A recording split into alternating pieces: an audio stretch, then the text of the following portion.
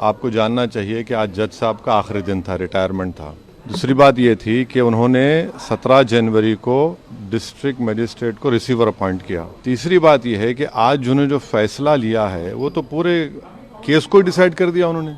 अरे आपने एक तो कितने 93 के बाद से अब तक वो खुद कह रहे हैं कि वहां पर कुछ नहीं हो रहा था। अब मस्जिद के तहखाने को आप दे रहे हैं तो फिर आपने तो पूरा केस ही डिसाइड कर दिया। भाई कितने साल हो गए, 93 से आप 30 साल हो गए। हाँ, उसमें मूर्तियां कहाँ हैं, कैसे मालूम उनको?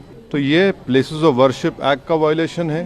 भाई 30 साल के बाद आप ये काम की इजाजत दे रहे हैं तो उनका तो एक काम था कि आप उनको 30 दिन का टाइम देते अपील के लिए।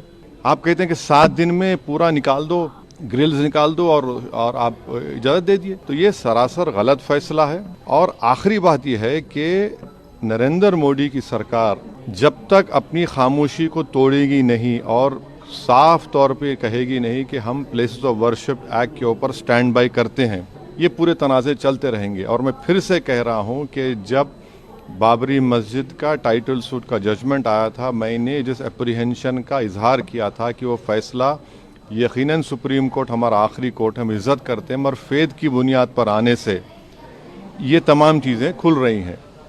और उस सुप्रीम कोर्ट के फैसले में प्लेसेस ऑफ वर्शिप एक्ट को बेसिक स्ट्रक्चर का हिस्सा करार दिया गया था। तो फिर ये लोअर कोर्ट सुन क्यों नहीं रहे हैं और केंद्र सरकार क्यों नहीं बोल रही है?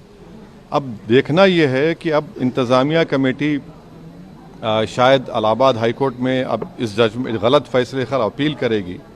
अब नहीं मालूम क्या फैसला आएगा। मगर 17 जनवरी को एक बात कहते हैं, फिर रिसीवर को बोलते हैं ये कर दो आप, आखिरी दिन आपका, खैर उनका इख्तियार है, उसको कोई रोक नहीं सकता। मैं आपके व्यूअर्स के समझने के लिए कह रहा हूँ।